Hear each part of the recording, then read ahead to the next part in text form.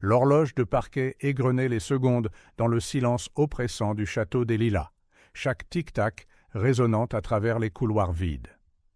Jean-Pierre Dubois, un homme de 60 ans, aux cheveux gris impeccablement peignés et aux yeux d'un bleu terne, ajusta sa cravate de soie devant le miroir doré du hall d'entrée. Son reflet lui renvoyait un visage buriné par le temps et l'amertume, les rides profondes racontant des histoires de sourires depuis longtemps oubliées. Ses pas résonnèrent sur le sol de marbre tandis qu'il traversait les pièces spacieuses. Des rideaux de velours occultaient la lumière du jour, plongeant la demeure dans une pénombre artificielle. Des œuvres d'art coûteuses ornaient les murs, témoins silencieux d'une vie consacrée à amasser des richesses, mais vide de toute connexion humaine. Dans la cuisine immaculée, Jean-Pierre ouvrit le réfrigérateur en acier inoxydable. Des étagères chargées de mets gastronomiques le dévisagèrent, mais aucun ne suscita son appétit. Il referma la porte avec un soupir, l'estomac aussi vide que son cœur. Se dirigeant vers son bureau, Jean-Pierre s'assit derrière l'imposant bureau en acajou. Des piles de documents et de rapports financiers couvraient la surface polie. Ses yeux balayèrent les chiffres, des données qu'il avait autrefois remplies de fierté, mais qui lui semblaient maintenant aussi insignifiantes que des grains de sable. Un coup de tonnerre retentissant fit vibrer les fenêtres, tirant Jean-Pierre de ses sombres pensées. Il se leva et se dirigea vers la grande fenêtre donnant sur les jardins méticuleusement entretenus. Dehors, le ciel s'assombrissait rapidement, de lourds nuages s'accumulant à l'horizon. Les premières gouttes de pluie commencèrent à tomber, frappant contre la vitre dans un rythme qui s'accélérait. Jean-Pierre observa, hypnotisé, la tempête gagner en force. Le vent hurlait, pliant les arbres du jardin, leurs feuilles dansant frénétiquement. C'est alors que quelque chose d'inhabituel attira son attention. À travers le rideau de pluie, deux petites silhouettes apparurent au portail du château. Jean-Pierre plissa les yeux, incrédule. C'étaient deux petites filles, identiques comme deux gouttes d'eau, pas plus âgées que 7 ans. Les jumelles, trempées par la pluie torrentielle, portaient des bouquets de fleurs colorées qui se détachaient vivement sur le fond gris. Leurs cheveux blonds, collés à leurs joues roses, encadraient des sourires radieux qui semblaient défier l'orage. Jean-Pierre sentit son cœur s'emballer, une émotion longtemps oubliée. Que faisaient ces enfants-là, seuls, au milieu de cette tempête? Pourquoi portaient-elles des fleurs? Et pourquoi, malgré la pluie incessante, souriait-elle comme si le soleil brillait? Sans réfléchir, Jean-Pierre s'éloigna de la fenêtre, ses pas résonnant à travers la maison vide, alors qu'il se dirigeait vers la porte d'entrée. Sa main trembla légèrement en tournant la poignée, un mélange de curiosité et d'appréhension s'emparant de lui.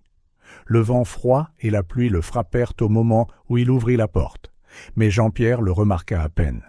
Ses yeux étaient fixés sur les deux filles qui remontaient maintenant le chemin de pierre vers le château.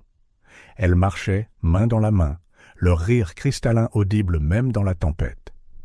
En s'approchant, Jean-Pierre put voir leurs yeux, d'un vert vif et lumineux, pleins d'une innocence et d'une joie qu'il n'avait pas vues depuis des années. Les filles s'arrêtèrent à quelques pas de l'entrée, levant leur regard pour rencontrer celui de l'homme grand et austère qui les observait. Un instant, le temps parut se figer. Jean-Pierre, le millionnaire solitaire dont la vie était définie par des chiffres sur un compte en banque, fixait deux enfants dont l'existence semblait défier la logique de son monde froid et calculateur. Les jumelles sourirent à l'unisson, tendant leurs bouquets trempés vers Jean-Pierre. Leurs lèvres bougèrent, prononçant des mots d'abord noyés par le rugissement de la tempête. Jean-Pierre se pencha instinctivement, saisi par une urgence inexplicable d'entendre ce qu'elles avaient à dire. Lorsque les mots atteignirent enfin ses oreilles, Jean-Pierre sentit comme si le sol se dérobait sous ses pieds. Son souffle se coupa et il s'agrippa au cadre de la porte pour garder l'équilibre.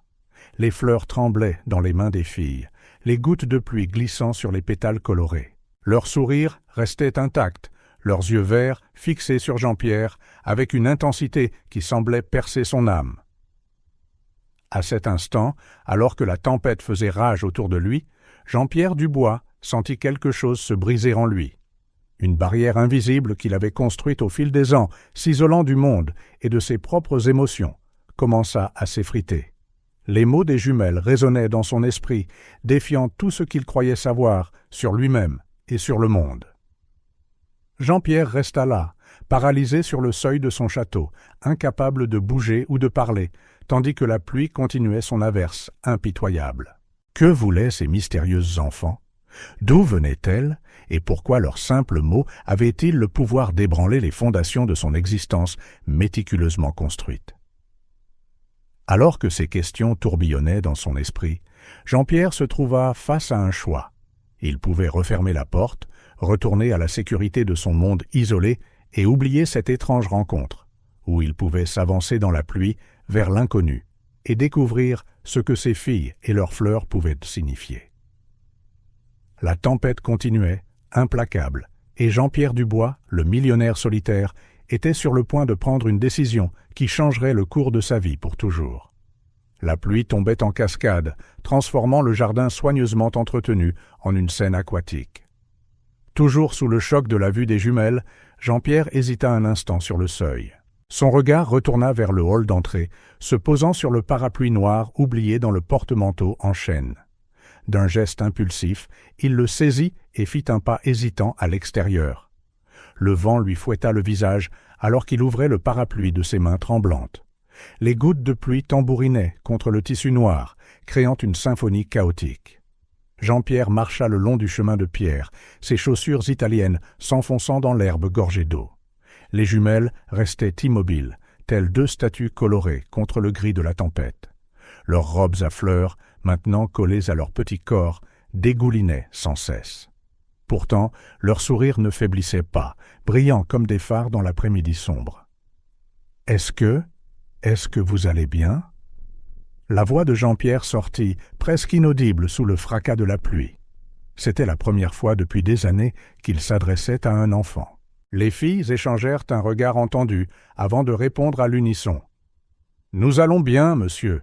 Nous sommes venus vous apporter des fleurs. » Jean-Pierre fronça les sourcils, confus. « Des fleurs? Par ce temps? Pour qui ?» La jumelle de droite, avec un petit grain de beauté sous l'œil gauche, fit un pas en avant. « Je m'appelle Rose, » dit-elle, sa voix étonnamment claire.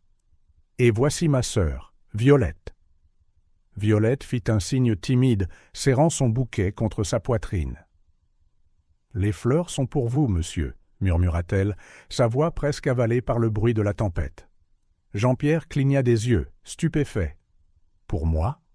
Mais pourquoi ?» Rose tendit son propre bouquet, un mélange vibrant de marguerites, de tournesols et de tulipes. « Parce que vous en avez besoin. » La simplicité de la réponse le prit au dépourvu. Jean-Pierre regarda les fleurs, puis de nouveau les visages souriants des filles. Quelque chose dans ses yeux verts le troublait, comme s'il pouvait voir à travers les couches de froideur et d'amertume qu'il avait bâties au fil des ans. « Vous ne me connaissez même pas, » argumenta-t-il, sa voix tremblante trahissant sa confusion. « Comment pouvez-vous savoir si j'ai besoin de fleurs ?» Violette s'avança, rejoignant sa sœur. « Tout le monde a besoin de fleurs de temps en temps, monsieur, surtout quand ils sont tristes. » Les mots le frappèrent comme un coup de poing à l'estomac. Jean-Pierre sentit ses défenses se lever instinctivement. « Je ne suis pas triste, » rétorqua-t-il, plus durement qu'il ne l'aurait voulu. Les jumelles ne bronchèrent pas face à son ton. Au lieu de cela, leurs sourires s'élargirent, comme si elles partageaient un secret qu'il ne pouvait comprendre. « Les fleurs ne mentent pas, monsieur, » dit doucement Rose. « Elles savent quand un cœur est brisé. » Jean-Pierre sentit son souffle se couper. Comment ces enfants, ces étrangères, pouvaient-elles voir si clairement ce qu'il avait mis tant d'efforts à cacher? « Vous ne savez rien de moi, » marmonna-t-il, plus pour lui-même que pour elle. Violette pencha la tête, ses yeux brillant d'une sagesse au-delà de son âge. « Nous n'avons pas besoin de tout savoir. Les fleurs nous guident vers ceux qui en ont besoin. » À ce moment, un éclair zébra le ciel, illuminant le jardin d'une lueur blanche. Dans ce bref instant de lumière intense, Jean-Pierre vit quelque chose dans les yeux des filles qui le fit reculer. Ce n'était pas seulement de l'innocence ou de la gentillesse, mais une compréhension profonde et ancienne qui semblait impossible pour des enfants si jeunes. « Qui êtes-vous, vraiment » demanda-t-il, sa voix à peine plus haute qu'un murmure. Rose et Violette échangèrent un autre regard avant de tourner leur attention vers Jean-Pierre. Puis, en parfaite synchronie, elles tendirent leur bouquet et prononcèrent des mots qui le laissèrent complètement figé. « Ces fleurs sont pour guérir les cœurs brisés et ramener le sourire. » Le monde autour de Jean-Pierre sembla se figer. La pluie, le vent, même le grondement du tonnerre parurent s'assourdir. Tout ce qu'il pouvait entendre était l'écho de ces mots dans son esprit, se répétant sans fin. Des souvenirs longtemps refoulés firent irruption à la surface de sa conscience. Le rire de sa femme, Amélie, résonnant dans les couloirs maintenant silencieux du château. Le sourire de sa fille, Fleur, aussi brillant que le soleil un jour d'été. Puis l'obscurité qui suivit, les perdants, avalant toute la lumière et la joie de sa vie. Jean-Pierre chancela, sentant le poids d'années de deuil non traité menacer de l'écraser. Le parapluie glissa de ses doigts engourdis, atterrissant dans l'herbe avec un bruit sourd. L'averse, désormais drue, se mêlait aux larmes qui commençaient à sillonner son visage. Pour la première fois depuis des années, Jean-Pierre Dubois s'autorisa à ressentir la douleur qu'il avait si profondément enfouie. Rose et Violette observaient en silence, leurs petits visages un mélange de compassion et de résolution. Lentement, comme on approche un animal blessé, elles firent un pas vers lui. « Tout va bien, monsieur » murmura doucement Rose.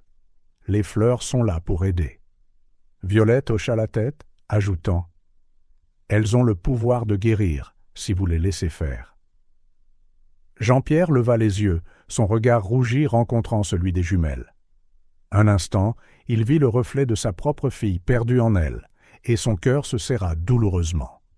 « Comment ?» chuchota-t-il, sa voix étranglée par l'émotion. « Comment de simples fleurs peuvent-elles guérir ça ?» Il fit un geste vague vers sa poitrine, là où la douleur semblait la plus profonde. Les jumelles sourirent à l'unisson, un sourire si plein de compassion et de compréhension que Jean-Pierre sentit ses dernières défenses s'effondrer. « Les fleurs ne sont que le début, » expliqua doucement Rose. « Elles ouvrent le chemin vers la guérison. Mais vous devez être prêt à suivre ce chemin, » termina Violette. Jean-Pierre regarda les bouquets colorés, toujours frais et vibrants, malgré la pluie torrentielle. Quelque chose à propos de ces fleurs, la pureté de leurs couleurs et la délicatesse de leurs pétales, toucha une corde longtemps silencieuse dans son cœur. De ses mains tremblantes, il tendit la main, acceptant les bouquets des jumelles. Le parfum doux et réconfortant des fleurs emplit ses sens, ramenant avec lui des souvenirs de temps plus heureux. « Et maintenant » demanda-t-il, sa voix à peine audible au-dessus du bruit de la pluie. Rose et Violette échangèrent un regard entendu avant de répondre à l'unisson. « Maintenant, monsieur, vous commencez votre voyage de retour vers la lumière. » Alors que les mots des jumelles flottaient dans l'air, se mêlant à la pluie et au vent, Jean-Pierre sentit quelque chose changer en lui. C'était comme si une fenêtre longtemps fermée avait été ouverte, permettant à un rayon d'espoir de pénétrer l'obscurité de son cœur. Là, trempé par la pluie, tenant des bouquets de fleurs et faisant face à deux mystérieuses fillettes, Jean-Pierre Dubois fit le premier pas sur un chemin qui changerait sa vie pour toujours. Un chemin de guérison, de redécouverte et peut-être de rédemption. La tempête continuait de faire rage autour de lui, mais pour la première fois depuis des années, Jean-Pierre ne se sentait plus perdu dans les ténèbres. Les fleurs dans ses mains étaient un rappel tangible que même dans les moments les plus sombres, la beauté et l'espoir pouvaient encore éclore. La pluie continuait de tomber sans pitié, alors que Jean-Pierre, tenant toujours les bouquets trempés, regardait les jumelles avec un mélange de confusion et de fascination. Le parfum des fleurs, intensifié par l'humidité, remua quelque chose de profond dans sa mémoire, une odeur familière qu'il ne parvenait pas à situer.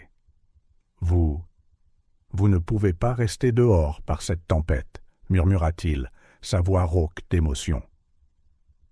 Les mots sortirent avec hésitation, comme s'il n'était pas habitué à montrer de l'inquiétude. « Entrez, s'il vous plaît, Mettons-nous au sec. » Rose et Violette échangèrent un rapide regard avant d'acquiescer à l'unisson. Elles suivirent Jean-Pierre à l'intérieur du château, leurs petits pas laissant des empreintes humides sur le sol de marbre immaculé. En franchissant le seuil, Jean-Pierre fut frappé par une vague de souvenirs. Le hall d'entrée, autrefois symbole de son succès et de son isolement, semblait maintenant étrangement vide. Ses yeux tombèrent sur un cadre photo retourné sur la table d'appoint, la seule photo qu'il n'avait pas eu le courage de retirer entièrement. « Monsieur » la douce voix de Violette le ramena au présent. « Est-ce que ça va ?» Jean-Pierre cligna des yeux, réalisant qu'il était resté immobile, perdu dans ses pensées. « Oui, je vais bien. » Il hésita, puis ajouta « Vous pouvez m'appeler Jean-Pierre. » Les filles sourirent, leur visage s'illuminant d'une manière qui fit douloureusement mal au cœur de Jean-Pierre.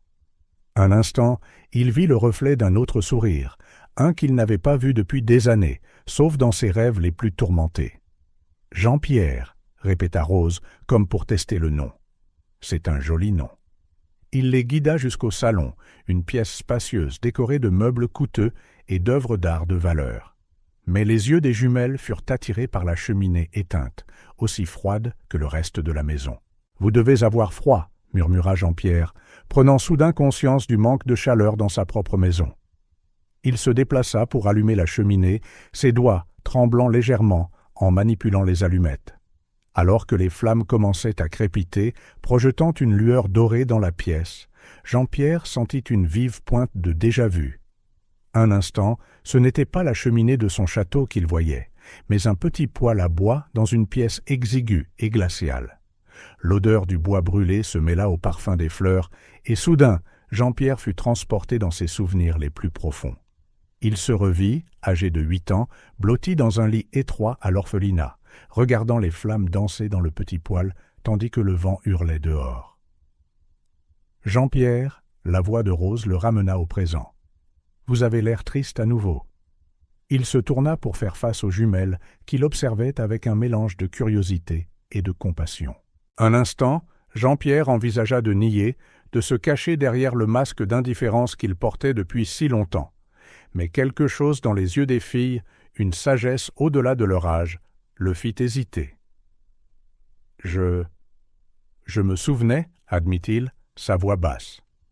Quand j'étais enfant, à l'orphelinat. » Les jumelles ne parurent pas surprises par sa révélation. Au lieu de cela, Violette s'approcha, tendant une petite main pour toucher le bras de Jean-Pierre. « Parfois, ce souvenir fait mal, » dit-elle doucement.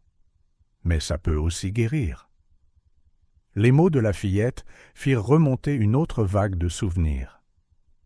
Jean-Pierre se retrouva à revivre des moments qu'il avait si désespérément essayé d'oublier. La solitude étouffante de l'orphelinat, les nuits froides, le désir désespéré d'une famille. Et puis, comme un rayon de soleil perçant des nuages sombres, il se souvint du jour où il avait rencontré Amélie. Son sourire chaleureux, son rire contagieux, la façon dont elle l'avait fait se sentir complet pour la première fois de sa vie. Le souvenir d'Amélie amena avec lui l'image de Fleur, leur fille. Les yeux brillants de la fillette, tout comme ceux de sa mère, son rire résonnant dans les couloirs du château, apportant vie et joie à chaque recoin. Jean-Pierre sentit ses jambes flageoler et il s'enfonça lourdement dans un fauteuil voisin. Les jumelles observaient en silence, leurs yeux remplis d'une compassion qui semblait impossible pour des enfants si jeunes. « Je les ai perdus, » chuchota-t-il, les mots s'échappant avant qu'il ne puisse les retenir. « Ma femme, Amélie, et notre fille, Fleur, il y a 3 ans. » Le silence qui suivit ne fut rompu que par le doux crépitement du feu. Jean-Pierre ferma les yeux, sentant le poids de sa perte, comme si c'était hier. Quand il les rouvrit, il vit Rose et Violette debout devant lui, leurs petits visages sérieux et attentifs. « C'était un accident, » continua-t-il, sa voix épaisse. « J'aurais dû être avec elle. Mais j'étais coincé dans une réunion d'affaires. Quand j'ai appris la nouvelle... » Sa voix vacilla, la douleur du souvenir trop fraîche pour être articulée. Les jumelles bougèrent à l'unisson, chacune plaçant une main sur celle de Jean-Pierre. « Les fleurs savaient, » dit doucement Rose. « Elles savent toujours où il y a des cœurs brisés. » Violette hocha la tête, ajoutant « Et elles nous ont amenés à vous, Jean-Pierre, pour aider à guérir. » Jean-Pierre regarda les filles, puis les bouquets toujours dans ses mains. Malgré la pluie, les fleurs semblaient de plus vibrantes que jamais, leurs couleurs contrastant vivement avec l'atmosphère sombre du château. « Comment ?» demanda-t-il, sa voix à peine plus haute qu'un murmure. « Comment de simples fleurs peuvent-elles guérir quelque chose comme ça ?» Rose sourit, un sourire si doux et empathique que le cœur de Jean-Pierre lui fit mal. « Les fleurs ne sont que le début, » expliqua-t-elle. « Elles nous rappellent que même après l'hiver le plus rude, le printemps revient toujours. Et avec lui, » ajouta Violette, « la chance de refleurir. » Jean-Pierre sentit quelque chose se briser en lui, non pas douloureusement, mais comme si un barrage longtemps érigé avait finalement cédé. Les larmes qu'il avait retenues pendant 3 longues années se mirent à couler librement. Les jumelles restèrent à ses côtés, leur présence silencieuse offrant un réconfort dont Jean-Pierre n'avait pas réalisé qu'il avait si désespérément besoin. Tandis que la tempête faisait rage à l'extérieur et que le feu crépitait doucement dans la cheminée, Jean-Pierre Dubois commença, lentement et douloureusement, à déterrer les souvenirs qu'il avait enfermés. Et là, en présence de 2 mystérieuses petites filles et de leur bouquet magique, il fit le premier pas hésitant vers la guérison. Le silence qui suivit les pleurs de Jean-Pierre fut rompu par le doux gargouillement de l'estomac de Rose.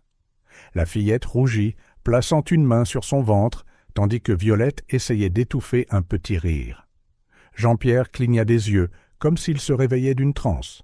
« Vous devez avoir faim, » murmura-t-il, sa voix encore rauque d'émotion. « Je peux préparer quelque chose. » Les jumelles échangèrent des regards surpris. « Vous savez cuisiner ?» demanda Violette, curieuse. Un sourire timide, le premier depuis des années, apparut sur le visage de Jean-Pierre. « Pas très bien, » admit-il, « mais je peux faire du thé et peut-être trouver des biscuits. » Quelques minutes plus tard, la cuisine autrefois froide et impersonnelle prit vie. L'arôme du thé à la camomille emplit l'air, se mêlant à l'odeur des biscuits à la vanille que Jean-Pierre avait trouvés au fond d'un placard. Les jumelles, perchées sur de hauts tabourets, observaient avec fascination ces mouvements maladroits dans la cuisine. « Alors, » commença Jean-Pierre en posant les tasses fumantes devant les filles. « Vous avez parlé d'un refuge ? L'Étoile du matin, c'est bien ça ?» Violette hocha la tête, soufflant doucement sur son thé. « C'est là que nous vivons. C'est à quelques pâtés de maison d'ici. »« Vous êtes orpheline ?» La question sortit avec hésitation, chargée de sa propre histoire douloureuse. Rose haussa les épaules, grignotant un biscuit. « Oui, mais nous avons l'une l'autre. Et les autres enfants du refuge. Et Madame Martin, elle s'occupe de nous. » Jean-Pierre sentit une boule dans sa gorge. La manière désinvolte dont les filles parlaient de leur situation le prit au dépourvu. « Et les fleurs ? Comment ça a commencé ?» Les jumelles sourirent à l'unisson, leurs yeux brillant d'une lumière spéciale. « C'était l'idée de Madame Martin, » expliqua Violette. « Elle a dit que répandre la joie est le meilleur moyen de la trouver. Alors nous avons commencé à distribuer des fleurs dans le quartier. Aux gens qui ont l'air tristes ou seuls, » continua Rose. Jean-Pierre fronça les sourcils, confus. « Mais comment savez-vous qui a besoin de fleurs ?» Les filles échangèrent un regard malicieux avant que Violette ne réponde. « Les fleurs nous guident.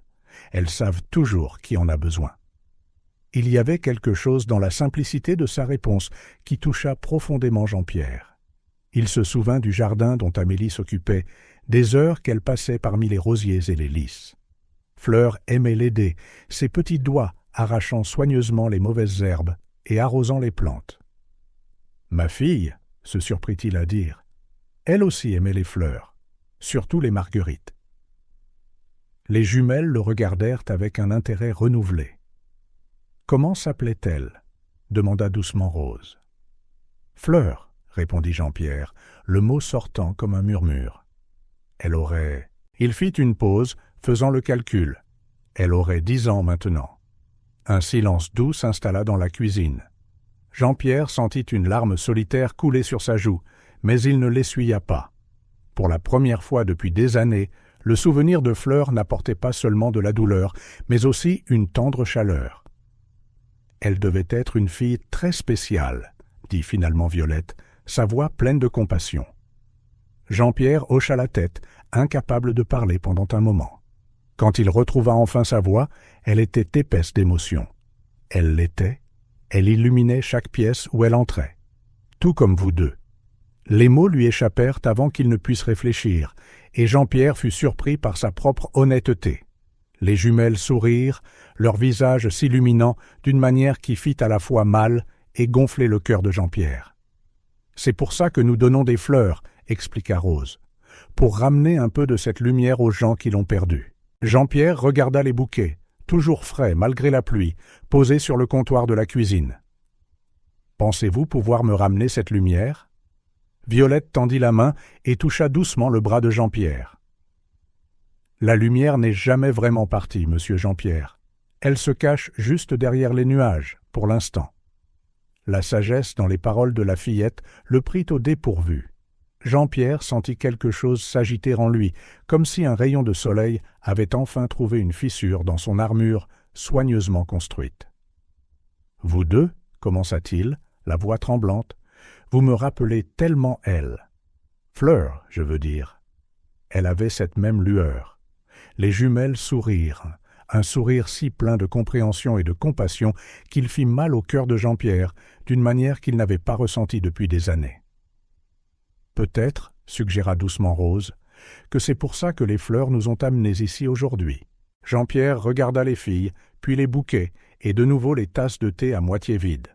La cuisine, qui avait été si longtemps un espace froid et sans vie, semblait maintenant chaude, remplie de l'arôme du thé et des biscuits, et du son doux des voix d'enfants.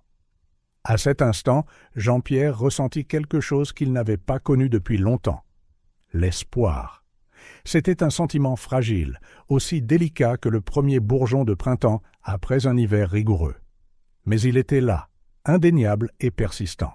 « Merci », chuchota-t-il, pas seulement aux jumelles, mais à l'univers qui les avait amenées à sa porte en ce jour de pluie. Rose et Violette sourirent en réponse, leurs yeux brillant d'une sagesse au-delà de leur âge. Et là, dans la cuisine d'un château qui n'avait été longtemps qu'une coquille vide, quelque chose de nouveau commença à éclore. Le lendemain matin se leva, clair et frais, comme si l'orage de la veille avait lavé le monde. Jean-Pierre se réveilla tôt, ce qu'il n'avait pas fait depuis des années. Un instant, il resta au lit, regardant les rayons de soleil filtrer à travers les rideaux et se remémorant la rencontre surréaliste avec les jumelles. Il se leva avec une détermination qu'il n'avait pas ressentie depuis longtemps. En s'habillant, ses yeux tombèrent sur le cadre photo qu'il avait gardé, face contre table pendant des années. De ses mains tremblantes, il le souleva, contemplant les visages souriants d'Amélie et de Fleur. « Peut-être, murmura-t-il à la photo, qu'il est temps de faire quelque chose de différent. » Une heure plus tard, Jean-Pierre se trouvait devant un bâtiment modeste, mais bien entretenu. Une enseigne délavée indiquait « l'Étoile du matin », un foyer pour jeunes cœurs. Il prit une profonde inspiration, redressa sa cravate et fit un pas hésitant vers l'entrée. À l'intérieur, le refuge était un contraste saisissant avec le château de Jean-Pierre. Là où sa maison était froide et impersonnelle, l'Étoile du matin débordait de vie et de chaleur. Des dessins colorés décoraient les murs et le son des rires d'enfants résonnait dans les couloirs. « Puis-je vous aider ?» Une voix ferme mais douce attira son attention. Jean-Pierre se tourna pour voir une femme d'âge moyen avec des cheveux gris en un chignon légèrement désordonné et des yeux vifs derrière des lunettes à monture fine. Son visage montrait des rides d'inquiétude, mais aussi des rides de rire. « Je suis Jean-Pierre Dubois, » balbutia-t-il, soudain nerveux. « J'ai rencontré deux de vos filles hier, Rose et Violette. » Le visage de la femme s'illumina de reconnaissance. « Ah, les jumelles! Elles ont mentionné avoir rencontré quelqu'un de spécial hier. » Elle tendit la main. « Je suis Sophie Martin, la directrice de l'Étoile du matin. » Jean-Pierre lui serra la main, remarquant les callosités, signe d'une vie de dur labeur. C'est un plaisir, Madame Martin. Je suis venu parce que... » Il hésita, réalisant qu'il n'avait pas vraiment prévu ce qu'il allait dire. Sophie l'observa avec un mélange de curiosité et de prudence.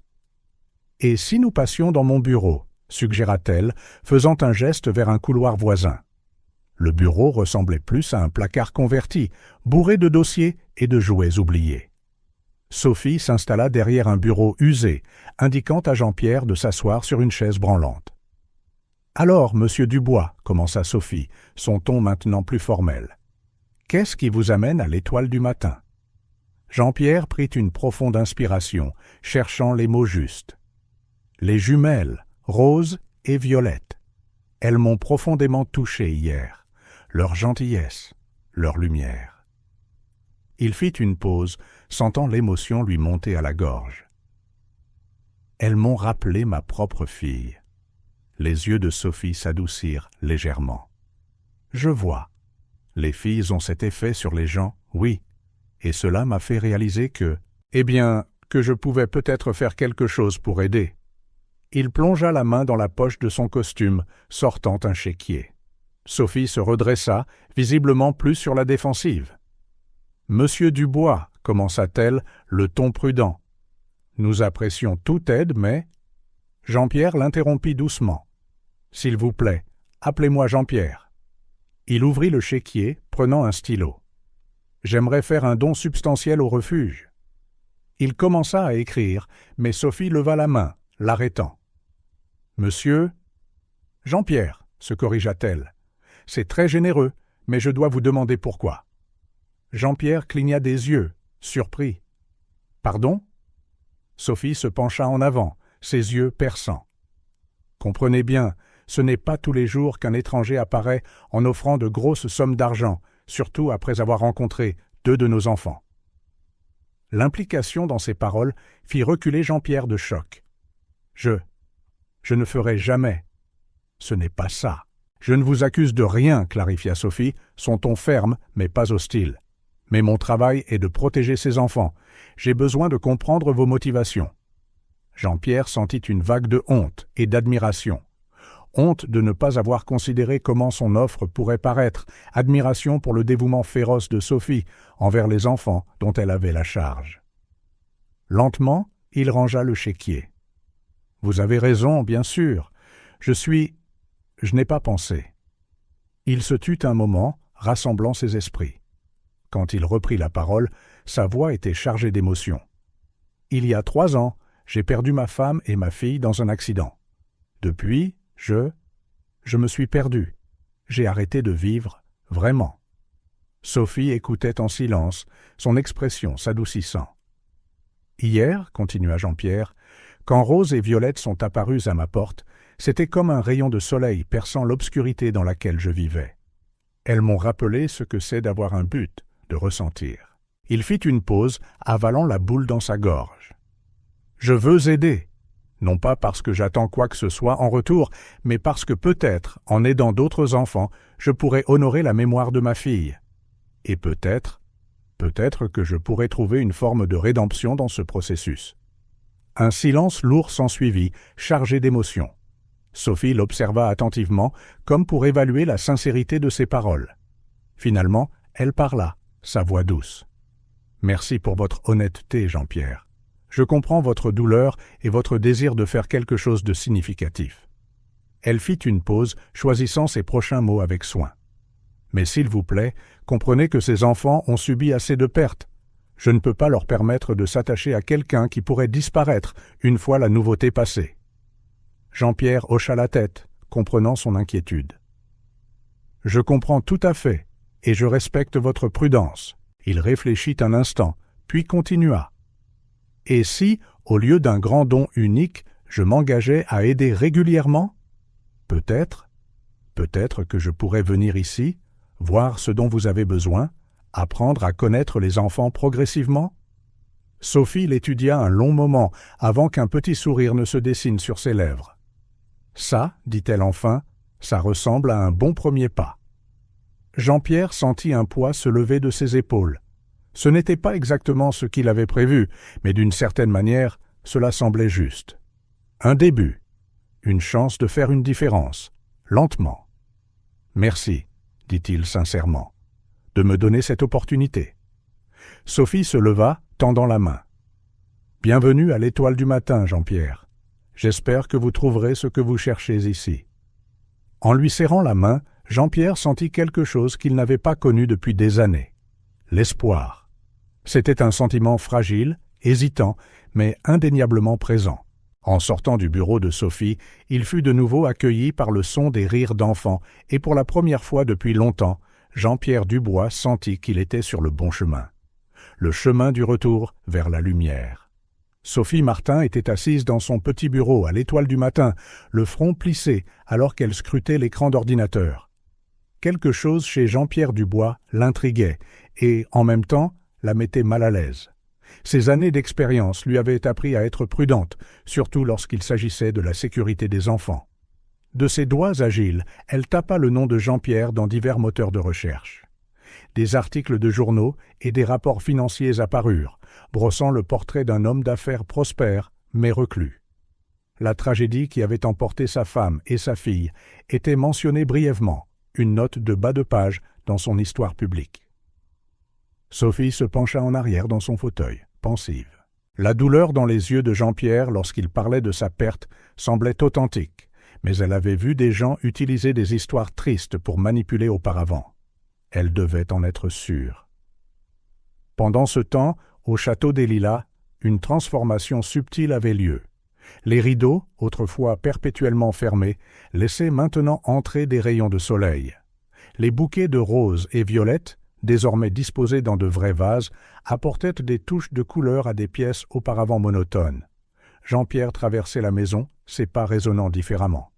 Ce n'était plus la démarche lourde d'un homme portant le poids du monde, mais quelque chose de plus léger, presque hésitant, comme quelqu'un qui réapprenait à occuper l'espace.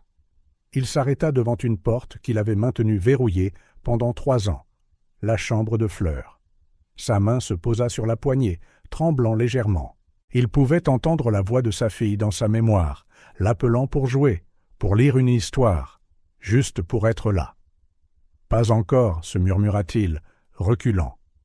La peur d'affronter ses souvenirs était encore trop forte. Le son de la sonnette le tira de ses pensées. En ouvrant la porte, il fut accueilli par les sourires radieux de Rose et Violette. « Bonjour, monsieur Jean-Pierre » s'exclamèrent-elles à l'unisson. « Les filles » répondit-il, un sourire involontaire apparaissant sur son visage. « Qu'est-ce qui vous amène ici aujourd'hui » Rose souleva un panier couvert d'un tissu. « Nous avons apporté des biscuits. Madame Martin nous a aidés à les faire. » Le cœur de Jean-Pierre se réchauffa à ce geste, mais une pointe d'inquiétude le frappa. « Est-ce que Madame Martin sait que vous êtes ici » Violette hocha vigoureusement la tête. « Bien sûr. Elle a dit que nous pouvions venir vous voir tant que nous rentrions avant la nuit. » Jean-Pierre se détendit légèrement, les invitant à entrer. Tandis que les filles bavardaient sur leur journée, il se surprit à les regarder avec un mélange de joie et de mélancolie. La façon dont Rose penchait la tête quand elle riait lui rappelait Fleur, et la manière déterminée dont Violette disposait les biscuits sur une assiette lui rappelait Amélie. « Monsieur Jean-Pierre », la voix de Rose le ramena au présent. « Vous avez l'air triste à nouveau. » Il cligna des yeux, réalisant que ses yeux s'étaient remplis de larmes. « Non, ma chérie, je me souviens juste. » Violette s'approcha, posant une petite main sur la sienne. « Ce souvenir peut faire mal parfois, mais ça peut aussi être bien. Madame Martin dit que nos souvenirs sont comme un jardin. Nous devons en prendre soin pour que les plus belles fleurs puissent pousser. » La sagesse dans les paroles de la fillette prit Jean-Pierre au dépourvu. Il sentit quelque chose se détendre en lui, comme si un nœud serré commençait à se défaire. « Vous êtes des enfants très spéciales, » dit-il doucement. « Merci d'apporter un peu de lumière dans cette vieille maison. » Les jumelles sourirent, leur visage s'illuminant d'une manière qui fit s'élargir le cœur de Jean-Pierre. De retour au refuge, Sophie continuait son enquête.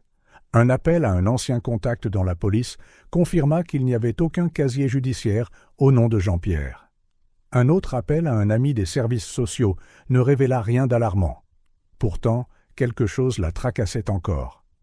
Pourquoi un homme si riche et si puissant s'intéresserait-il soudainement à un petit foyer pour enfants?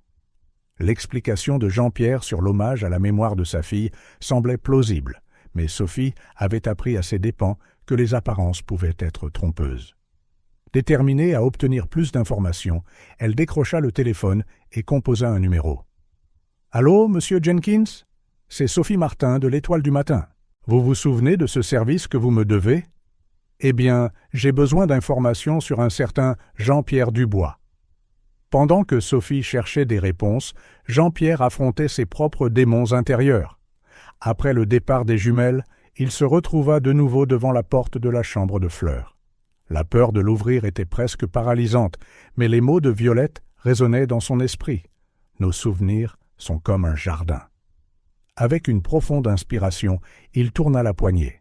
La pièce était exactement comme Fleur l'avait laissée ce matin fatidique.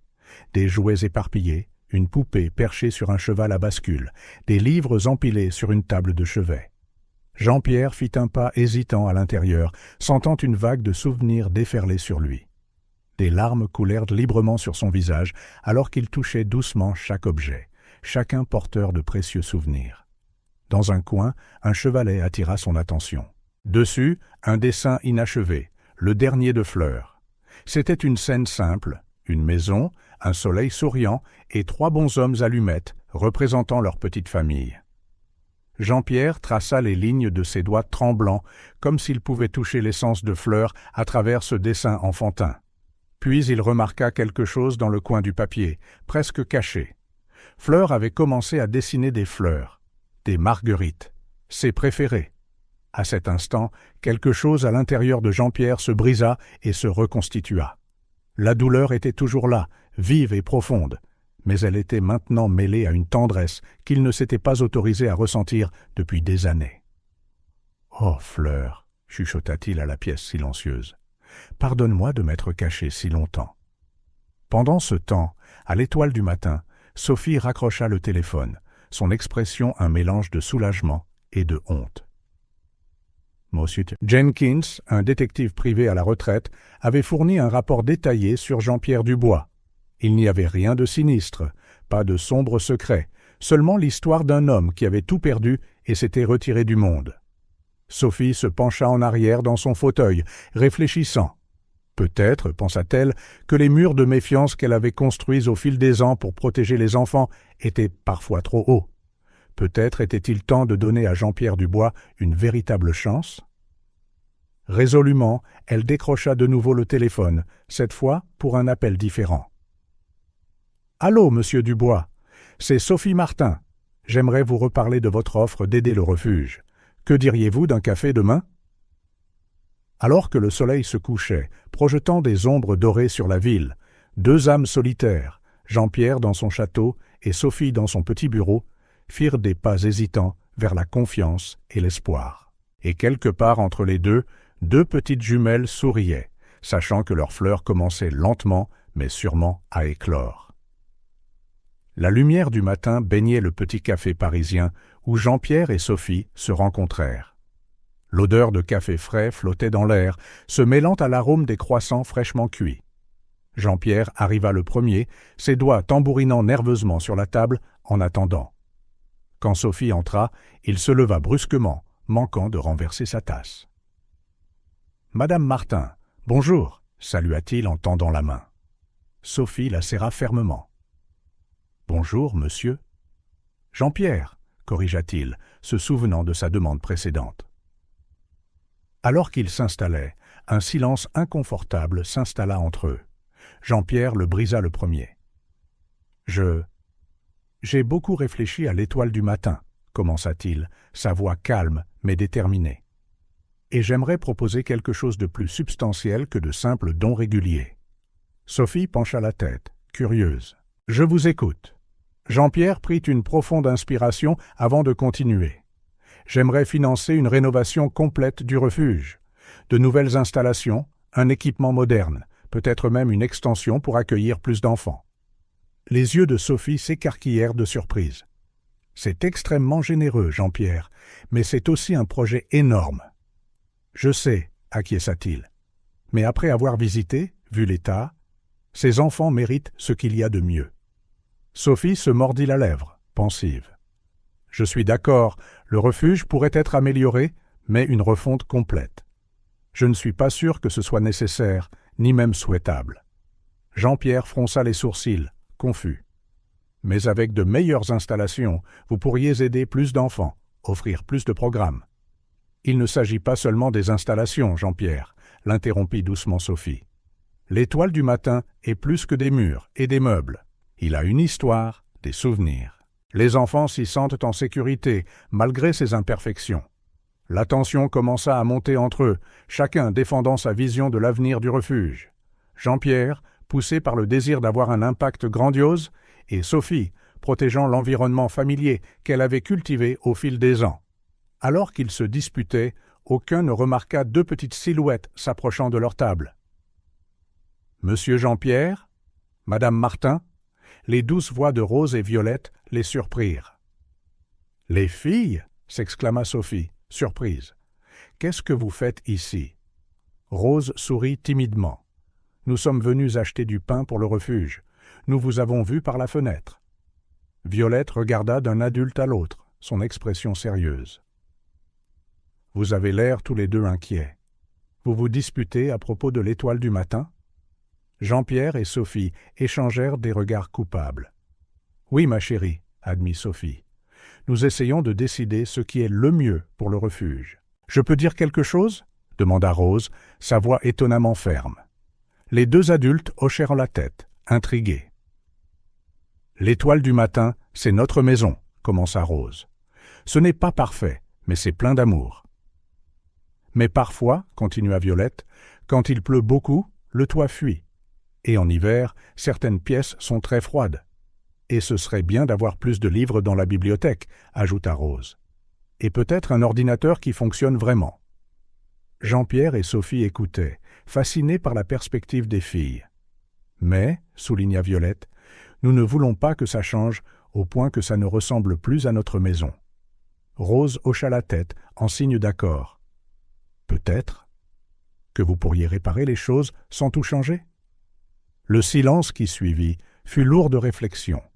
Jean-Pierre fut le premier à le briser, un doux sourire aux lèvres. « Vous savez, » dit-il en se tournant vers Sophie, « je crois que nous venons de recevoir d'excellents conseils de nos jeunes consultantes. » Sophie gloussa doucement, la tension dans ses épaules se relâchant visiblement.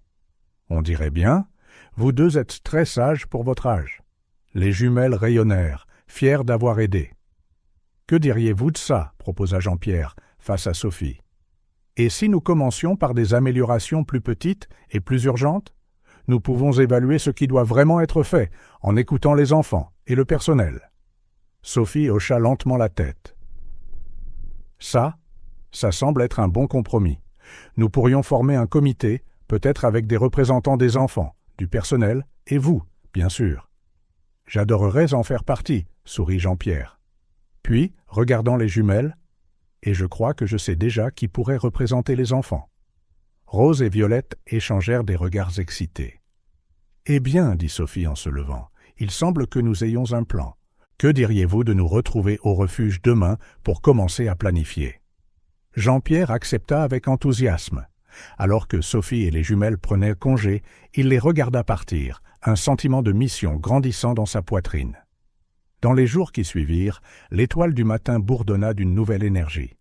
Un tableau d'affichage fut installé dans le hall d'entrée où les enfants et le personnel pouvaient poster des suggestions d'amélioration. Jean-Pierre passa des heures au refuge, parlant aux enfants, observant les routines, prenant des notes. Les premiers changements furent subtils, mais significatifs. Le toit fut réparé, éliminant les fuites. Des systèmes de chauffage plus efficaces furent installés dans les pièces les plus froides. La bibliothèque reçut de nouvelles étagères, remplies de livres donnés grâce à une campagne organisée par Jean-Pierre. Chaque petite amélioration était célébrée. Jean-Pierre découvrit qu'il trouvait autant, sinon plus, de satisfaction dans ces petites victoires que dans n'importe quelle affaire qu'il avait jamais conclue. Un après-midi, alors qu'il supervisait l'installation de nouveaux ordinateurs dans la salle d'études, Jean-Pierre sentit une petite main sur son bras. C'était Violette. « Monsieur Jean-Pierre, dit-elle doucement, merci de nous avoir écoutés. L'étoile du matin ressemble toujours à notre maison, mais en mieux. » Jean-Pierre sentit une boule se former dans sa gorge. « Non, Violette, » répondit-il, sa voix épaisse d'émotion. « C'est moi qui devrais vous remercier. Vous m'avez appris quelque chose de très important. »« Quoi ?» demanda Rose, les rejoignant. Jean-Pierre sourit, regardant autour de lui le refuge qui se transformait lentement. Que parfois, les plus grands changements commencent par les plus petits pas, et qu'un foyer n'est pas seulement un lieu, mais les personnes qui le rendent spécial. Les jumelles sourirent, leurs yeux brillants de compréhension. À ce moment, Jean-Pierre réalisa que ce n'était pas seulement l'étoile du matin qui subissait une métamorphose. Il changeait aussi, refleurissant après un long hiver émotionnel. Alors que le soleil se couchait, projetant une lueur dorée à travers les fenêtres fraîchement nettoyées du refuge, Jean-Pierre ressentit une paix qu'il n'avait pas connue depuis des années. Le projet de métamorphose ne faisait que commencer, mais il transformait déjà plus qu'un simple bâtiment. Il reconstruisait des cœurs et renouvelait des espoirs. Le bureau de Sophie à l'étoile du matin était éclairé par la douce lueur du soleil couchant. Elle parcourait une pile de vieux documents partis de ses recherches continues sur Jean-Pierre Dubois. Sa méfiance initiale s'était estompée, mais elle sentait toujours qu'il y avait plus dans son histoire qu'il n'y paraissait. Un dossier jauni attira son attention. C'était l'enregistrement d'un don fait des décennies plus tôt par une entreprise en plein essor. Le nom du PDG fit une pause à Sophie. Jean-Pierre Dubois. Intriguée, elle approfondit ses recherches dans les archives. Alors qu'elle reliait les points, une image surprenante commença à émerger. Ses mains tremblèrent légèrement lorsqu'elle trouva un document particulièrement révélateur. Dehors, le son des rires des enfants mêlé à la voix profonde de Jean-Pierre flottait par la fenêtre. Elle se leva, s'approchant pour regarder dehors. Là, dans la cour, Jean-Pierre aidait quelques enfants à planter des fleurs dans un nouveau parterre. Sophie observa un instant, remarquant la gentillesse dans ses interactions, le soin avec lequel il guidait les petites mains au travail. Il y avait une familiarité dans ses gestes, comme s'il avait déjà fait cela, il y a longtemps. Prenant une décision, Sophie prit le dossier et descendit. « Jean-Pierre » appela-t-elle doucement en s'approchant du groupe. « Pourrions-nous parler un instant ?» Il leva les yeux, un sourire sincère sur son visage, si différent de l'expression gardée qu'il portait lors de leur première rencontre. « Bien sûr, Sophie. Les enfants, continuez à planter, je reviens tout de suite. » Ils s'éloignèrent, s'arrêtant à l'ombre d'un vieil arbre. « Qu'est-ce qui ne va pas ?» demanda Jean-Pierre, remarquant l'air sérieux de Sophie. Elle hésita avant de lui montrer le dossier. « J'ai trouvé quelque chose dans nos vieilles archives. Un don fait par vous, il y a plus de 30 ans. » Jean-Pierre se tendit, son regard fixé sur le document. « Ah, dit-il calmement, je me doutais que ça finirait par refaire surface. » Sophie l'étudia attentivement.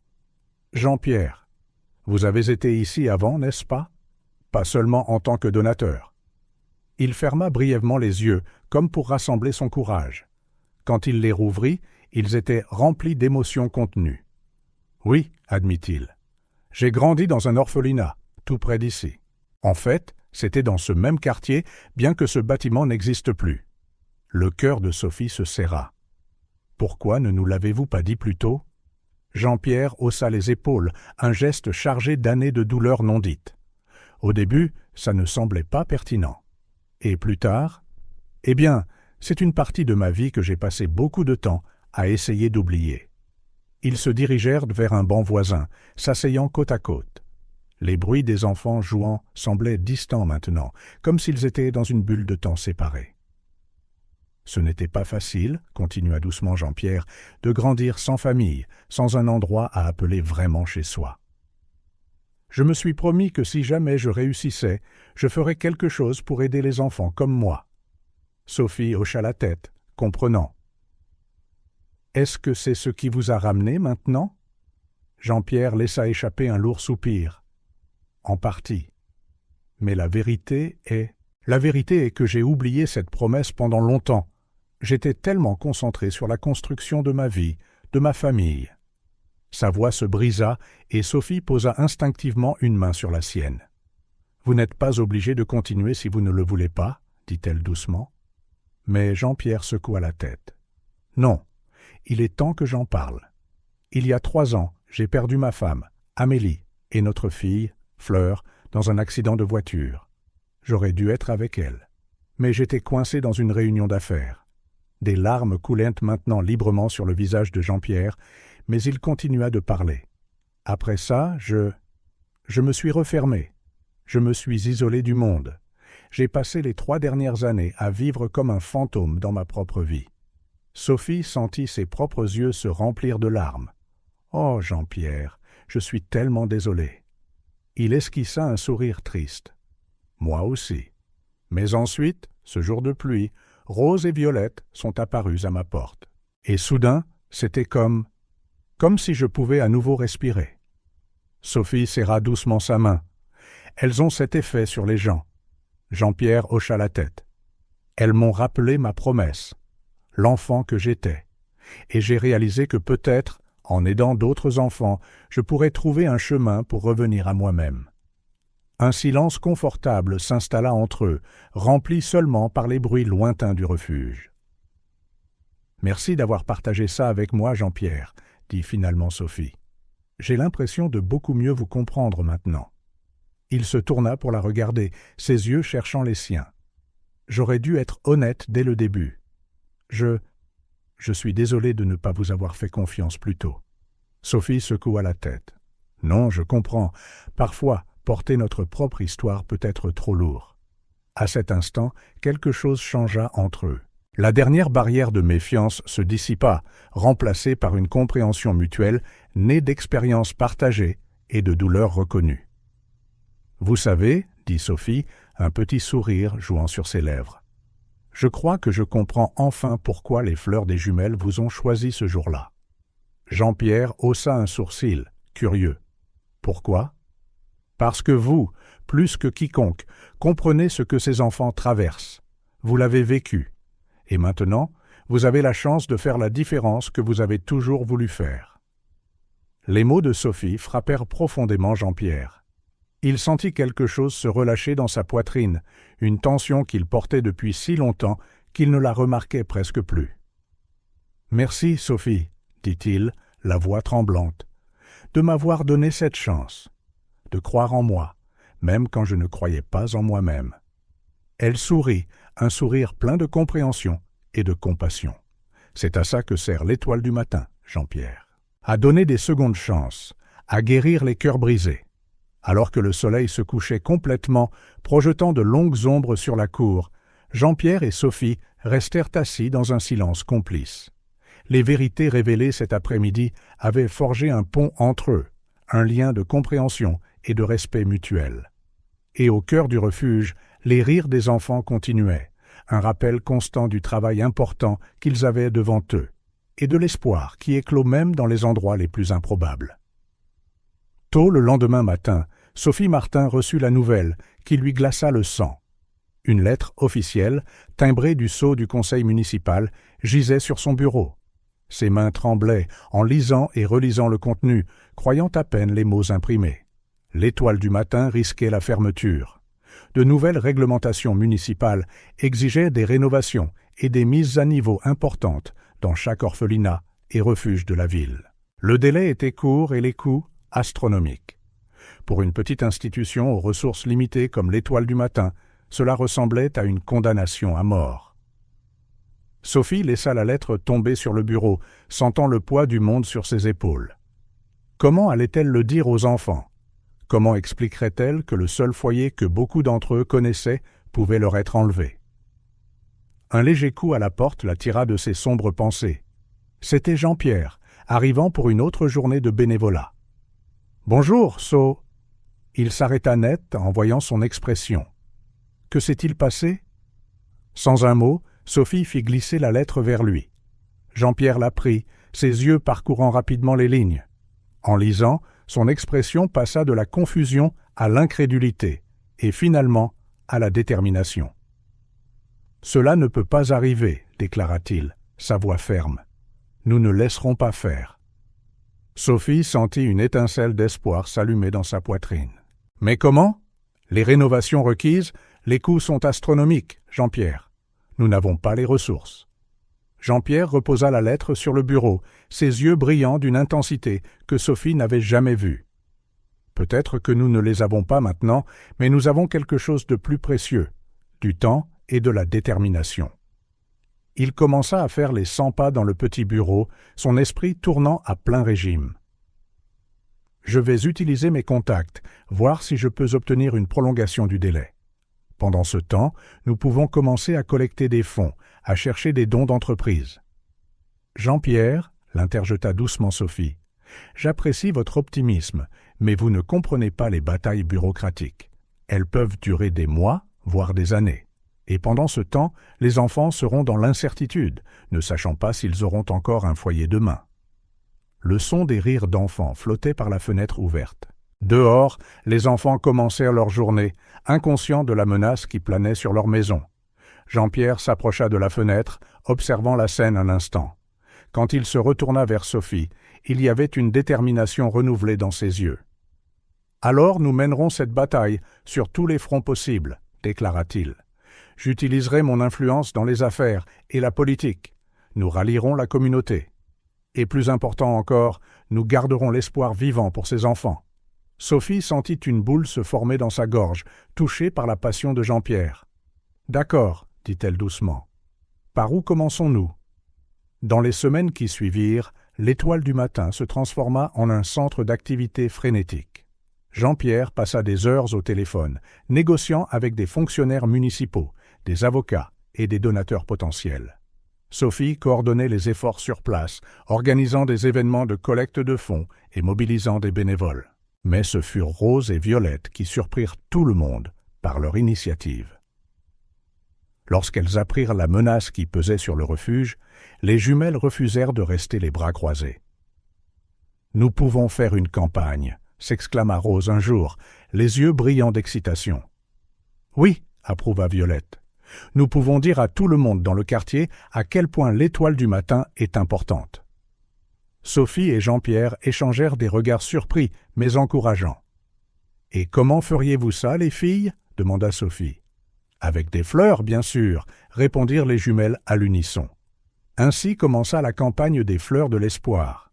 Rose et Violette, avec l'aide des autres enfants, commencèrent à créer de petits bouquets de fleurs en papier, chacun accompagné d'une note expliquant la situation du refuge et demandant du soutien. Jean-Pierre fut impressionné par la créativité et la détermination des enfants. « Vous savez, dit-il un jour à Sophie, en regardant les jumelles diriger un groupe dans la confection des fleurs, « je crois que nous avons sous-estimé le pouvoir que ces enfants ont de toucher le cœur des gens. » Sophie hocha la tête, un sourire fier sur son visage. « Il ne cesse de m'étonner. C'est peut-être ce dont nous avons besoin pour renverser la situation, rappeler aux gens que nous ne nous battons pas seulement pour un bâtiment, mais pour des vies. » La campagne des jumelles prit rapidement de l'ampleur. Les résidents locaux, touchés par les bouquets de papier et les histoires des enfants, commencèrent à se mobiliser. Des magasins affichèrent des pancartes de soutien, des écoles organisèrent des collectes de fonds, et les médias locaux commencèrent à couvrir l'histoire. Jean-Pierre, de son côté, utilisa son influence en coulisses.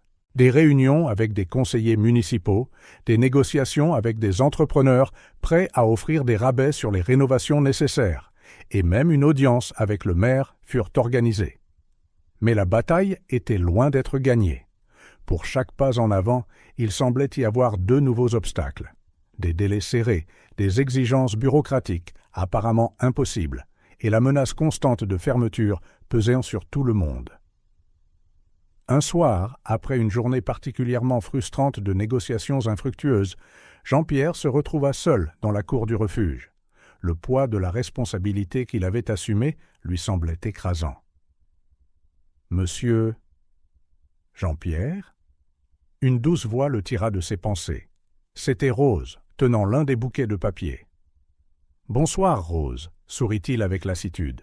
« Qu'est-ce que tu fais debout si tard ?» La fillette s'approcha, lui tendant le bouquet. « J'ai pensé que vous en auriez peut-être besoin. » Jean-Pierre prit les fleurs en papier, sentant une boule dans sa gorge. « Merci, ma chérie. Mais pourquoi penses-tu que j'en ai besoin ?» Rose haussa les épaules, ses yeux sages au-delà de son âge. « Parce que parfois, Même les grandes personnes ont besoin qu'on leur rappelle qu'il y a de l'espoir. » Les mots de l'enfant frappèrent profondément Jean-Pierre. Il serra Rose dans ses bras, sentant des larmes chaudes couler sur ses joues. « Tu as raison, Rose, » chuchota-t-il. « Parfois, on l'oublie. » Quand ils se séparèrent, Jean-Pierre vit la même résolution dans les yeux de la fillette.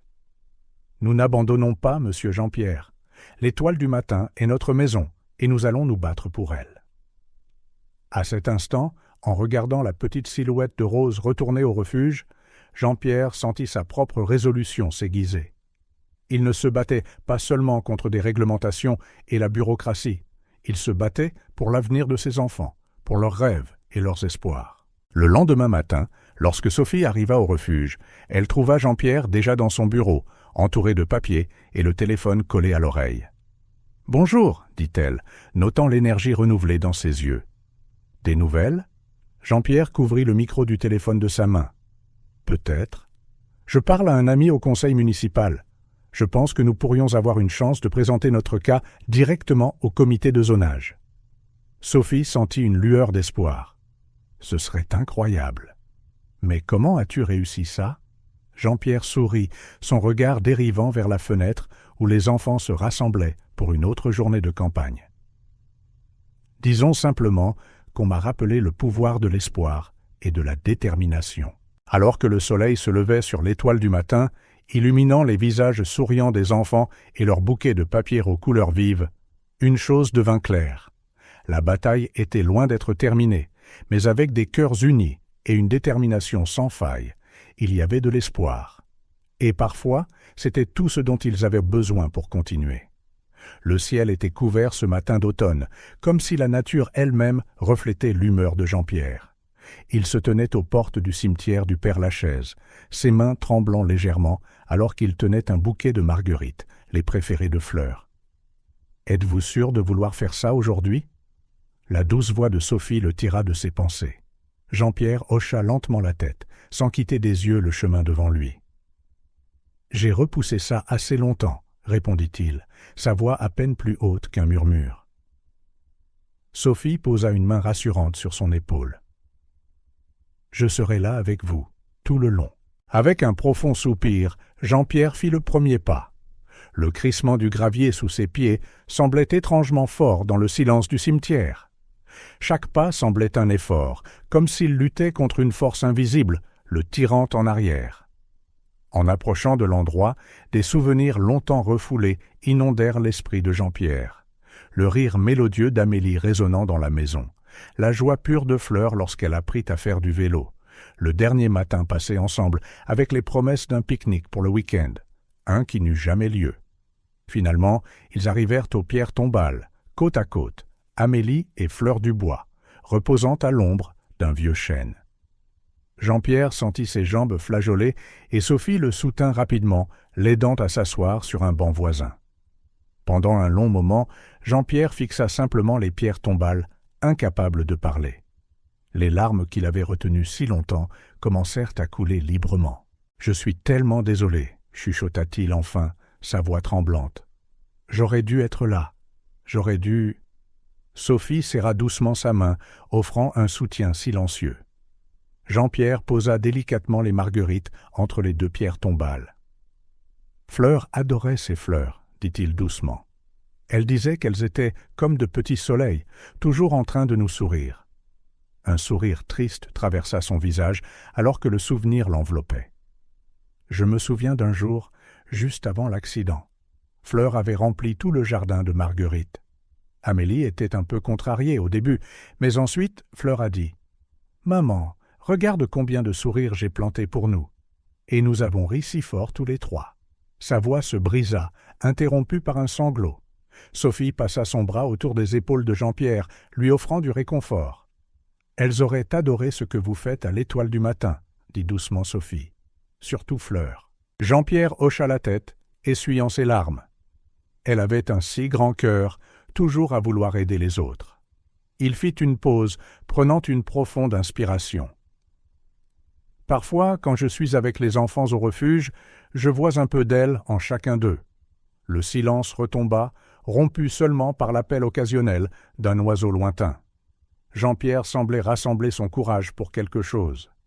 « Je me suis blâmé pendant si longtemps, admit-il enfin, sa voix à peine audible.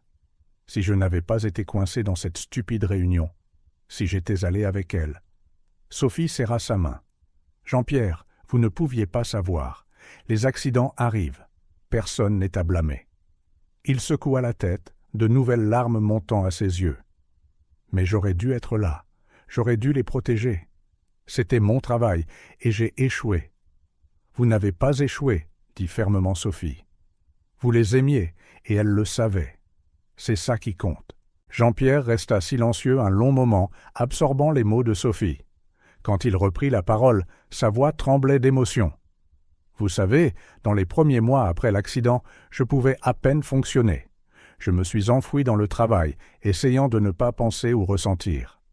Puis un jour, j'ai réalisé que je ne me souvenais plus du son du rire de Fleur. Il fit une pause, déglutissant difficilement. C'est là que j'ai commencé à me renfermer complètement. J'avais si peur d'oublier, de perdre les souvenirs qu'il me restait, que j'ai arrêté de vivre. Comme si passer à autre chose était en quelque sorte trahir leur mémoire. » Sophie écoutait attentivement, le cœur brisé par la douleur évidente de Jean-Pierre. « Mais maintenant, vous êtes là, » dit-elle doucement. « Vous affrontez ça. C'est un grand pas, Jean-Pierre. » Il hocha lentement la tête. « C'est difficile. Mais être à l'Étoile du matin, voir ses enfants, m'a fait réaliser que peut-être il y a un moyen d'honorer la mémoire d'Amélie et de Fleur sans me perdre entièrement dans le passé. » Un rayon de soleil perça les nuages à cet instant, illuminant les pierres tombales et faisant briller les marguerites.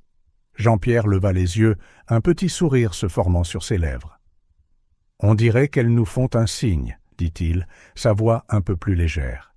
Sophie sourit. « Peut-être bien. Peut-être qu'elles disent que c'est bien de passer à autre chose, qu'elles veulent que vous soyez heureux. » Jean-Pierre resta silencieux un moment, contemplatif. Puis, lentement, il se leva, s'approchant des pierres tombales. Il posa une main sur chacune d'elles, fermant les yeux. « Amélie, Fleur, » dit-il doucement, « vous me manquez tellement. Chaque jour. Mais je pense qu'il est temps que j'essaie de revivre, de faire quelque chose de bien avec le temps qu'il me reste. J'espère que vous pourrez me pardonner d'avoir mis si longtemps à le voir. » Il ouvrit les yeux, regardant Sophie. « Merci d'être ici avec moi aujourd'hui. Je ne pense pas que j'aurais pu le faire seul. » Sophie se leva, le rejoignant. « C'est à ça que servent les amis, Jean-Pierre, et je suis sûr qu'Amélie et Fleur sont fiers de vous en ce moment. » Alors qu'il se préparait à partir, Jean-Pierre jeta un dernier regard aux pierres tombales. « Je reviendrai bientôt, » promit-il, « et j'apporterai des nouvelles de l'Étoile du matin. Je pense que vous aimeriez toutes les deux entendre parler des enfants. » En quittant le cimetière, Jean-Pierre se sentit comme si un poids énorme avait été levé de ses épaules. Le chagrin était toujours là, la douleur de la perte toujours réelle, mais elle semblait plus supportable maintenant. Il avait affronté ses fantômes, commencé à traiter la culpabilité qu'il avait consumée si longtemps. « Comment vous sentez-vous » demanda doucement Sophie alors qu'il retournait à la voiture. Jean-Pierre réfléchit un moment avant de répondre. « Comme si je pouvais à nouveau respirer, » dit-il. « Ça fait mal, mais c'est aussi libérateur, d'une certaine manière. » Sophie hocha la tête avec sympathie. « Le deuil est un voyage, Jean-Pierre. Il n'y a pas de date limite, pas de bonne ou de mauvaise façon de le gérer. Mais je suis fier de vous pour avoir fait ce pas. » En montant dans la voiture, Jean-Pierre jeta un dernier regard au cimetière. « Vous savez, dit-il, pour la première fois depuis des années, j'ai l'impression qu'Amélie et Fleur approuveraient ce que je fais. Que d'une certaine manière, j'honore leur mémoire. » Sophie sourit en démarrant le moteur. « J'en suis sûr, Jean-Pierre, et je suis sûr qu'elle vous encourage, vous et l'Étoile du matin, où qu'elle soit. » En s'éloignant, Jean-Pierre sentit un tourbillon d'émotions. Tristesse, soulagement, espoir. Mais par-dessus tout, il ressentit une détermination renouvelée. La bataille pour l'Étoile du matin n'était pas encore gagnée, mais il savait maintenant qu'il ne se battait pas seul. Il avait Sophie, les enfants, et d'une certaine manière, il sentait qu'il avait aussi la bénédiction d'Amélie et de Fleur. La route à venir était encore incertaine, mais pour la première fois depuis longtemps, Jean-Pierre Dubois se sentait vraiment prêt à y faire face. L'hôtel de ville était bondé ce matin-là. Un murmure nerveux emplit l'air alors que Jean-Pierre, Sophie et un groupe d'enfants de l'Étoile du matin, dont Rose et Violette, prenaient place au premier rang. La tension était palpable. Tout le monde savait que le sort du refuge serait décidé aujourd'hui.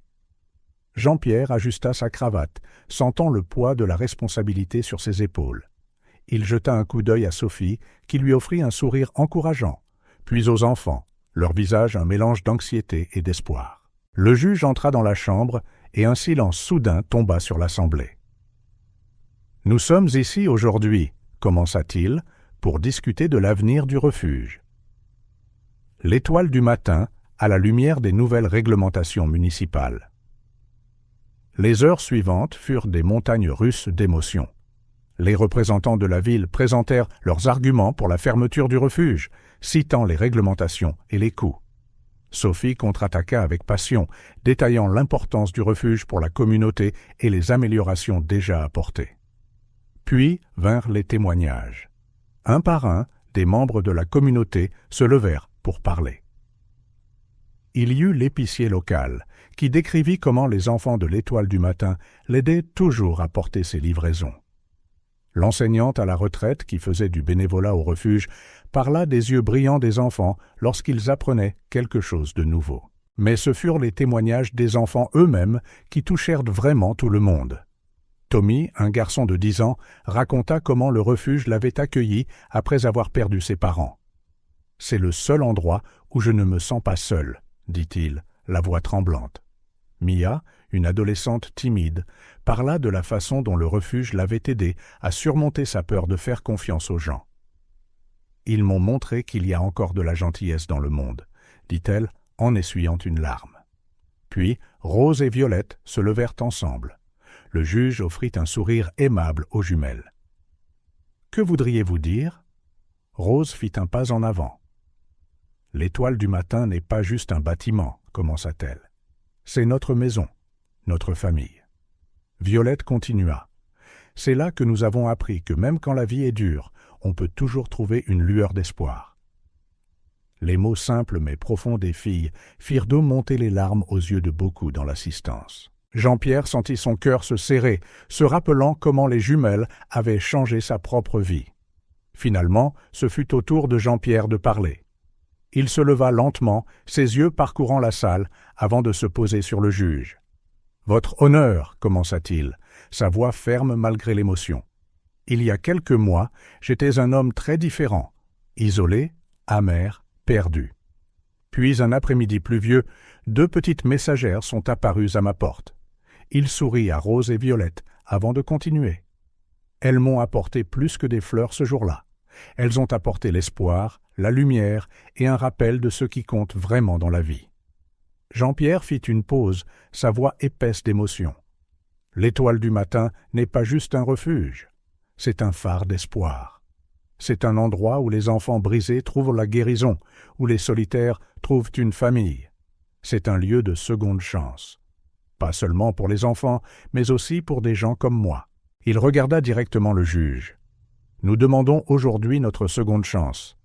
La chance de montrer que l'Étoile du matin n'est pas juste un bâtiment ayant besoin de rénovation, mais un foyer qui transforme des vies.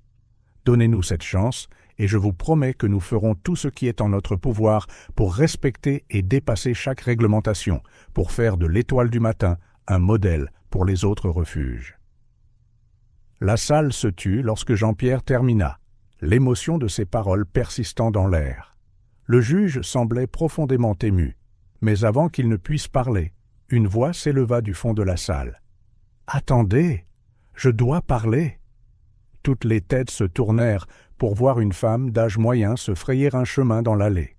Ses yeux, d'un vert vif, étaient fixés sur Rose et Violette. « Qui êtes-vous » demanda le juge en fronçant les sourcils. « Je m'appelle Chloé Garnier », répondit la femme, la voix tremblante. « Je suis la tante de Rose et Violette. » Un murmure de surprise parcourut la chambre. Sophie se leva brusquement. « Comment est-ce possible? Les filles n'ont aucun parent vivant connu. » Chloé essuya une larme. « Je suis la sœur de leur mère. J'étais à l'étranger depuis des années, travaillant comme bénévole dans des zones de conflit. Quand je suis revenu et que j'ai découvert ce qui était arrivé à ma sœur, eh bien, il m'a fallu des mois pour retrouver la trace des filles ici. » Rose et Violette regardèrent la femme avec un mélange de confusion et de fascination. Jean-Pierre sentit son cœur se serrer. Après tout ce qu'ils avaient fait pour sauver le refuge, cette nouvelle complication menaçait de tout changer. Le juge se racla la gorge, reprenant l'attention de tous. « Eh bien, cela ajoute certainement une nouvelle dimension à l'affaire. Madame Garnier, je suppose que vous êtes ici pour demander la garde des filles ?» Chloé hésita, ses yeux se déplaçant entre les jumelles et le groupe de l'Étoile du matin. « Je suis venu pour les rencontrer, pour voir si elles allaient bien. Mais en entendant tout ça, en voyant tout ce que les gens ont dit sur le refuge, elle se tourna vers Sophie et Jean-Pierre. Vous aimez clairement ces enfants, et elles semblent heureuses ici. » Jean-Pierre s'avança, le cœur battant. « Mademoiselle Garnier, je comprends que vous vouliez faire partie de la vie des filles, mais l'Étoile du matin est leur famille maintenant. Peut-être que nous pouvons trouver un moyen pour que vous fassiez partie de ça aussi. » Sophie hocha la tête, ajoutant « Nos portes sont toujours ouvertes à la famille. Peut-être pouvons-nous discuter d'une forme de garde partagée. » Le juge observa la scène se dérouler, une expression pensive sur son visage. Finalement, il parla. « Mesdames et messieurs, il est clair que l'Étoile du matin est plus qu'un simple bâtiment. C'est une communauté, une famille. Et comme nous venons de le constater, les familles peuvent prendre de nombreuses formes. » Il fit une pause, regardant chaque visage dans la salle. « Je propose ce qui suit. Nous donnons à l'Étoile du matin 6 mois pour effectuer les rénovations nécessaires et se conformer aux nouvelles réglementations. Pendant cette période, mademoiselle Garnier aura l'occasion de se réintégrer dans la vie de ses nièces sous la supervision du refuge. » Un soupir de soulagement collectif emplit la salle. Jean-Pierre sentit une vague d'émotion le submerger. Ce n'était pas une victoire complète, mais c'était une chance, une seconde chance, pour le refuge, pour les enfants, et d'une certaine manière, pour lui-même. Alors que la séance était levée et que les gens commençaient à se lever, Jean-Pierre vit Rose et Violette courir pour embrasser Chloé. Mais à sa grande surprise, les filles revinrent bientôt vers lui et Sophie, les enlaçant dans une étreinte serrée. « Vous voyez, monsieur Jean-Pierre » chuchota Rose. « Les fleurs avaient raison. Elles savent toujours où les cœurs ont besoin d'être guéris. » Jean-Pierre sourit, sentant des larmes de soulagement et de gratitude dans ses yeux. La route à venir serait encore difficile, mais en regardant les visages souriants autour de lui, Sophie, les enfants, même Chloé, il savait qu'il ne serait pas seul dans ce voyage. L'Étoile du matin continuerait de briller, plus fort que jamais. Le bureau de Sophie à l'Étoile du matin semblait plus petit que jamais avec Jean-Pierre, Chloé et les jumelles entassées dans l'espace aux côtés de la directrice. Une tension flottait dans l'air, chaque adulte essayant de masquer son anxiété pour le bien des enfants. Chloé fut la première à rompre le silence. « Je sais que c'est compliqué, » commença-t-elle, ses mains se tordant nerveusement sur ses genoux. « Mais elles sont ma famille, mon dernier lien avec ma sœur. » Jean-Pierre sentit son cœur se contracter. Il regarda Rose et Violette, assises tranquillement sur le canapé, leurs petites mains jointes. En quelques mois, ces filles étaient devenues une partie si intégrante de sa vie que la pensée de les perdre était presque insupportable. Sophie se pencha en avant, son ton professionnel cachant à peine sa propre inquiétude. « Chloé, nous comprenons votre position, mais nous devons aussi considérer ce qui est le mieux pour les filles. Elles ont construit une vie ici, des amis, une stabilité. » « Et je peux offrir ça, » intervint Chloé, une pointe de désespoir dans la voix. « Un foyer, une famille. »« Nous sommes leur famille, » dit doucement Jean-Pierre, se surprenant lui-même par l'émotion dans sa voix. Les jumelles bougèrent, mal à l'aise, échangeant des regards. Rose prit la parole la première. « On peut dire quelque chose ?» Les adultes firent une pause, tournant leur attention vers les filles. Sophie hocha la tête, encourageante. « Bien sûr, ma chérie. Qu'est-ce que vous pensez de tout ça ?» Violette prit une profonde inspiration avant de répondre. On On aime l'étoile du matin. C'est notre maison.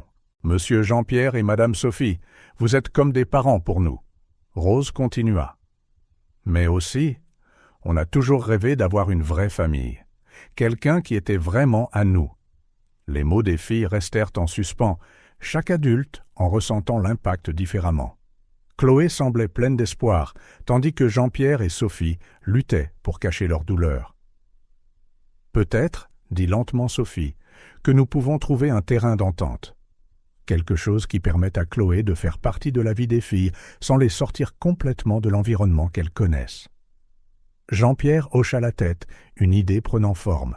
« Et si nous proposions une sorte de garde partagée ?» Chloé fronça les sourcils. « Que voulez-vous dire ?»« Eh bien, expliqua Jean-Pierre avec soin, vous pourriez avoir la garde légale des filles, mais elles continueraient à vivre à l'étoile du matin, du moins pour l'instant. Vous pourriez leur rendre visite régulièrement, les prendre pour les week-ends et les vacances. Cela donnerait le temps aux filles de s'adapter, ajouta Sophie, et nous permettrait à tous de travailler ensemble pour créer la meilleure situation pour elles. » Chloé resta silencieuse un moment, considérant la proposition. Ses émotions étaient visibles sur son visage, le désir d'avoir ses nièces avec elle, luttant contre la prise de conscience qu'un changement soudain pourrait être traumatisant. « Qu'est-ce que vous en pensez, les filles ?» demanda finalement Chloé, se tournant vers Rose et Violette. Les jumelles échangèrent un autre regard, une conversation silencieuse, passant entre elles. Violette répondit « On aimerait bien ça. On pourrait mieux te connaître, tante Chloé, mais rester quand même avec nos amis, et notre famille, ici. » Rose hocha la tête en signe d'accord. « On pourrait avoir 2 familles, non? Une ici et une avec tante Chloé. » La simplicité et la sagesse de la logique des filles firent monter les larmes aux yeux des adultes. Chloé se ressaisit la première. « Je pense que ça pourrait marcher, dit-elle lentement. Je veux ce qu'il y a de mieux pour les filles, et si cela signifie partager, eh bien, je suis prête à essayer. » Jean-Pierre sentit une vague de soulagement le submerger. Il regarda Sophie, qui semblait également soulagée. « Donc, nous sommes tous d'accord ?» demanda-t-elle en regardant autour de la pièce. Il y eut une série de hochements de tête, y compris ceux des jumelles. « Super !» continua Sophie. « Nous réglerons les détails juridiques et pratiques. En attendant, Chloé, pourquoi ne passez-vous pas du temps avec les filles? Apprenez à les connaître, laissez-les apprendre à vous connaître. » Chloé sourit pour la première fois depuis le début de la réunion. « J'adorerais ça. » Alors que Chloé partait avec les jumelles pour une promenade dans le jardin du refuge, Jean-Pierre s'effondra dans un fauteuil, épuisé. « C'était intense, » murmura-t-il. Sophie hocha la tête, se frottant les tempes. « Oui, mais je pense que nous sommes parvenus à une bonne solution. Ce n'est pas parfait, mais c'est ce qu'il y a de mieux pour les filles, » termina Jean-Pierre. « Et finalement, c'est ce qui compte. » Ils se turent un moment, regardant par la fenêtre Chloé, Rose et Violette se promener parmi les fleurs en bavardant joyeusement. « Vous savez, dit tranquillement Jean-Pierre, quand les jumelles sont apparues à ma porte ce jour de pluie, je n'aurais jamais imaginé que ma vie changerait à ce point, que je m'en soucierais autant. » Sophie sourit, posant une main réconfortante sur son épaule. « C'est incroyable comme ces enfants peuvent se glisser dans nos cœurs, n'est-ce pas ?»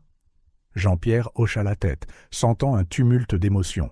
Joie, peur, espoir. « Pensez-vous que ça va marcher, cet arrangement ?»« Honnêtement, je ne sais pas, » répondit Sophie. « Mais je pense que nous voulons tous ce qu'il y a de mieux pour Rose et Violette, et tant que nous garderons ça à l'esprit, nous trouverons un moyen de le faire fonctionner. » Dehors, le rire des jumelles résonnait dans le jardin, se mêlant à la douce voix de Chloé.